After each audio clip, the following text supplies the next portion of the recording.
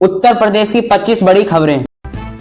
प्रधानमंत्री ने संसदीय क्षेत्र वाराणसी में आज कई परियोजनाओं की आधारशिला रखी गई है, जिनमें घाटों का सौंदर्यीकरण और गंगा प्रदूषण को रोकने के लिए सीवेज ट्रीटमेंट प्लांट शामिल है। काशी विश्वनाथ कॉरिडोर बनाने के बाद शहर की अर्थव्यवस्था पर भारी उछाल आया है, जिसे और गति देने के लिए प्रोजेक्ट का काम शुद्ध स्तर पर चल रहा है। वाराणसी को एक स्मार्ट सिटी मॉडल के रूप में पेश किया जा रहा है, जहां प्राचीन संस्कृति और आधुनिक तकनीक का संगत दिखाया जाता है। बुनकरों के लिए विशेष मार्केट और ऑनलाइन प्लेटफॉर्म उपलब्ध कराए जा रहे हैं, ताकि वाराणसी साड़ी का डाका पूरी दुनिया में बच सके। सुरक्षा के लिए इलाज से पूरे शहर में कई टेलीविजन कैमरा का नेटवर्क दिखाया जा रहा है और यातायात व्यवस्था सुगम बनाने के लिए फ्लाईओवर का निर्माण हो रहा है। शहर के मार्गों को सामाजिक स्थानों को भी आधुनिक सुविधा के लिए लॉन्च किया गया है, ताकि स्थानीय लोगों को, पर्यटकों को एक खुदर अनुभव मिले।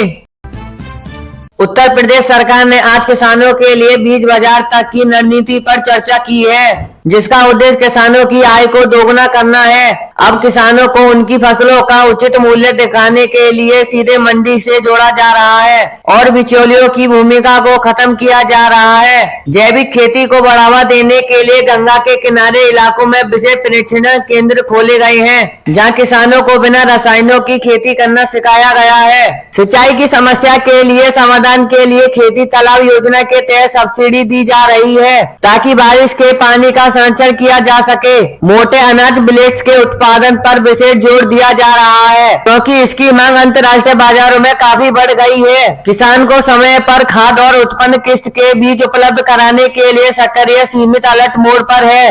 सरकार की कोशिश के लिए अब खेती केवल जीवन यापक न संसाधन लेने की संभावना व्यवस्था बने।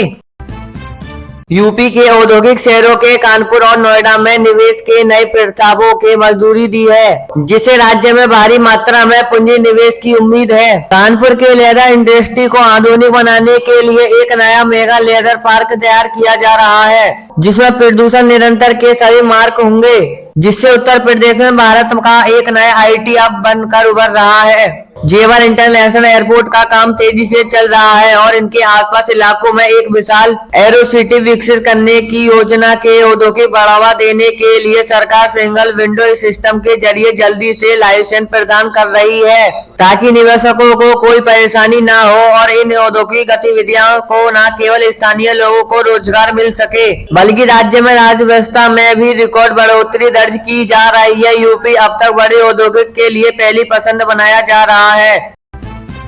आज वायु प्रदूषण को कम करने के लिए ग्रीन बेल्ट विकसित करने की एक नई योजना का काम शुरू किया है। शहर के भीतर कई एक नए मियावाकी वन उठाए जा रहे हैं, ताकि हरियाणा में बड़े और तापमान निरंतर रहे। गोमती रिवर फ्लैट्स के विशेष बजट कार्य को पूरा करने के लिए बजट जारी किया गया है, जिसे यह स्थायी की फिर से पर्यटन का केंद्र बनेगा। यातायात को व्यवस्थित करने के लिए शहर की व्यवस्था चौराहे पर अंडरपास और फुट ओवरब्रिज का निर्माण भी किया गया है। इसके साथ ही इलेक्ट्रॉनिक बसों के बेड़े में आज 100 नई बसें शामिल भी की गई हैं, ताकि समाज परिवहन को भी इलाकों में फ्रेंडली बनाया जा सके। नगर निगम के कूड़े को प्रबंध के लिए डोर कचरा संग्रह को और अधिक सख्त किया गया है और वेस्ट टू एनर्जी प्लांट की क्षमता बढ़ा दी गई है। नकलों को एक स्वास्थ्य सुंदर शहर बनाने के लिए प्रशासन को जनता के भी सहयोग बनाने के उद्देश्य से जागरूकता अभियान भी चलाया जा रहा है। बरसों से सूखी गई मार झेल रहे बुंदेलखंड के लिए आज की खबर राहत भारी है, क्योंकि जल जीवन विशेष के तहत लगभग हर घर तक पाइप के जरिए पानी पहुंचाने लगे हैं। केन बेतवा लिंक परियोजनाओं पर काम तेजी से चल रहा है, जो आने वाले समय में खेती के लिए पानी की कमी को हमेशा के लिए खत्म करेगी। सरकार का यहाँ सौर ऊर्जा को भी बढ़ावा दे रही है, जिससे इस पिछड़े क्षेत्र की सूरत बदल जाएगी और लोग अब तक प्लान करने के बजाय यही रोजगार ढूंढ रहे हैं। बुंदेलखंड डिफरेंट कॉरिडोर के तहत झांकी के चित्रकूट में क्षमता सामग्री बनाने की कंपनी के अपने यूनिट लगाई शुरू कर दी गई है। यह क्षेत्र अब तक सामाजिक दृष्टि के महत्वपूर्ण हो जाएगा। स्थायी पर्यटन को बढ़ावा देने के लिए ऐतिहासिक किलों के जीवाणु को किया जा रहा है, ताकि लोग बुंदेलखंड को गौरवशाली इतिहास के परिचित हो सकें। शिक्षा को स्वास्थ्य क्षेत्र में भी यहाँ विशेष ध्यान दिया जा रहा है, ताकि यह क्षेत्र प्रदेश के मुख्य धारा से पूरी तरह जुड़ सके। उत्तर प्रदेश में कानून व्यवस्था को भी अधिक पुख्ता करने के लिए आज पुलिस आधुनिकीकरण की नई योजना पेश की गई है। इसके तहत पुलिस बल को आधुनिक हथियार, तेज वाहन और उत्पन्न संचारण उपकरणों को भी लैस किया जाएगा। महिलाओं की सुरक्षा के लिए लिंग पुट और एंटी आरोपियों को भी अधिक सक्रिय कर दिया गया है, ताकि हर महिला अपने को सुरक्षित महसूस कर सके। अपराधी के खिलाफ जीरो टॉलरेंस की भी नीति को भी रखा गया है। अवैध संपत्तियों पर कार्रवाई तेजी कर रही है। साइबर अपराधों से निपटने के लिए हर जिले में एक विशेष साइबर मेल का गठबंधन भी किया गया है, जो ऑनलाइन धोखाधड़ी के मामले में त्वरित गति के सुलझाएगा।